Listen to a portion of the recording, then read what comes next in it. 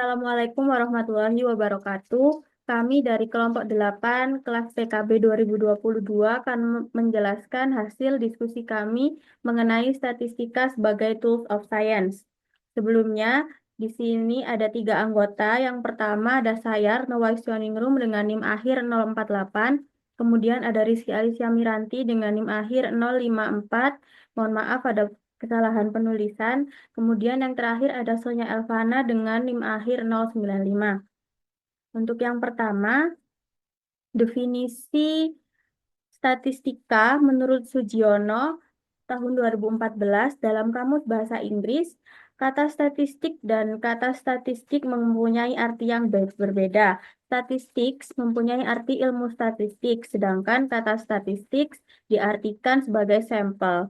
Sedangkan menurut Suaidi tahun 2016, statistika adalah cara-cara tertentu dalam memperoleh, menyusun, menganalisis, dan menyimpulkan data yang berupa angka, sehingga dapat memberikan pengertian tertentu. Karena statistika merupakan suatu ilmu, maka dalam penarikan kesimpulan atas data yang telah dikumpulkan haruslah melalui suatu rangkaian metode ilmiah.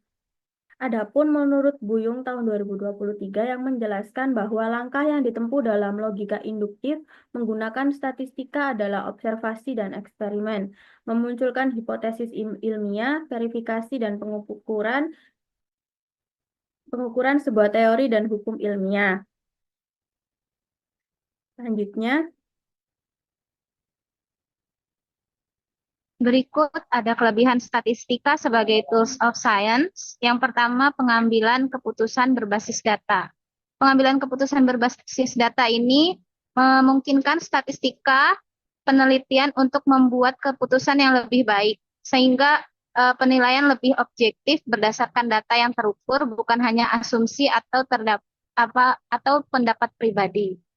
Lalu yang kedua, analisis yang mendalam. Dengan menggunakan metode analisis yang mendalam, statistika dapat membantu dalam memahami hubungan kompleks antara variabel, mengidentifikasi pola, dan melakukan analisis yang lebih mendalam terhadap data. Lalu yang ketiga ada prediksi dan estimasi. Statistika ini memungkinkan peneliti untuk membuat prediksi tentang hasil di masa depan berdasarkan data historis. Lalu yang keempat ada generalizability. Dengan menggunakan teknik pengambilan sampel yang tepat, hasil dari penelitian dapat digeneralisasi ke populasi yang lebih besar dan memberikan wawasan yang lebih luas. Lalu yang kelima di sini ada visualisasi data.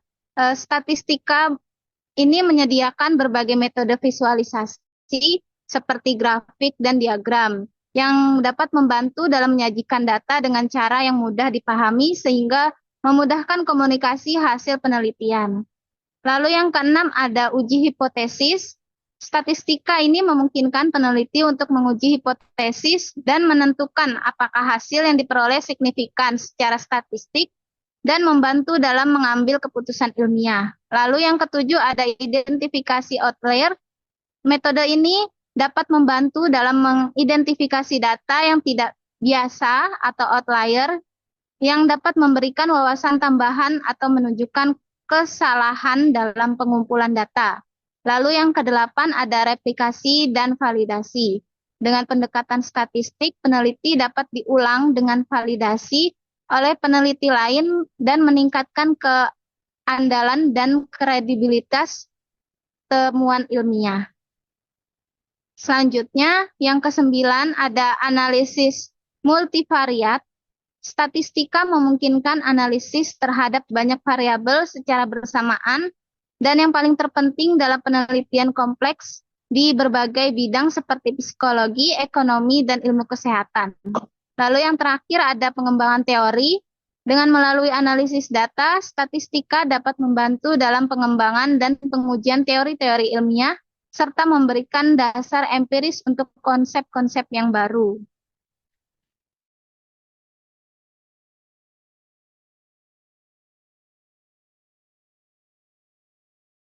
Selanjutnya ada kelemahan statistika sebagai tools of science. Yang pertama yaitu penyalahgunaan data. Data pencilan yang tidak ditangani dengan tepat dapat sangat mempengaruhi hasil pada statistik yang sensitif terhadap nilai ekstrim, misal rata-rata. Dan selanjutnya, sampel yang tidak representatif. Jadi, jika sampel tidak mewakili populasi, maka kesimpulan yang diambil dari sampel tersebut tidak dapat digeneralisasi ke seluruh populasi. Selanjutnya, ada statistik deskriptif yang tidak lengkap. Seperti informasi yang terbatas, statistik deskriptif yang tidak lengkap dapat memberikan gambaran yang tidak akurat tentang data. Selanjutnya, misinterpretasi hasil atau salah paham konsep. Tidak semua orang memahami konsep statistik dengan baik, sehingga hasil disalahartikan. Kemudian, yang dapat. Nah, kesimpulan yang diambil dari analisis statistik harus sesuai dengan batasan-batasan yang ada.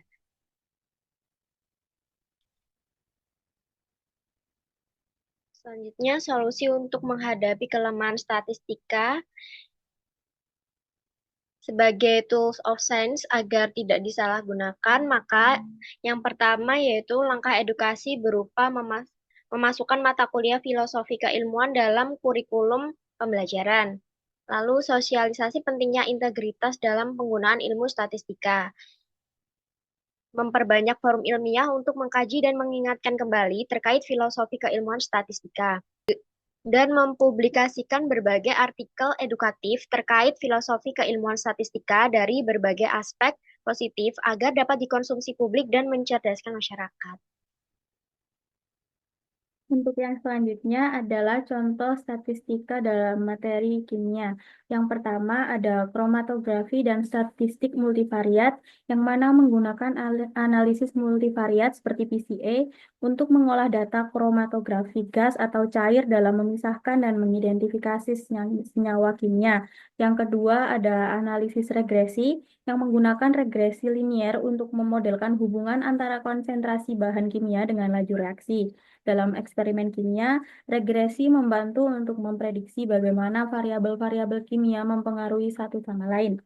Dan yang ketiga adalah pengujian kualitas bahan kimia, yang menggunakan diagram kendali untuk memantau kualitas bahan kimia dalam proses produksi. Misalnya dalam produksi asam sulfur, diagram kendali digunakan untuk memastikan kadar asam tetap stabil dan sesuai standar. Adapun referensi yang kami gunakan dalam membuat presentasi ini. Sekian dari kelompok 8. Terima kasih. Wassalamualaikum warahmatullahi wabarakatuh.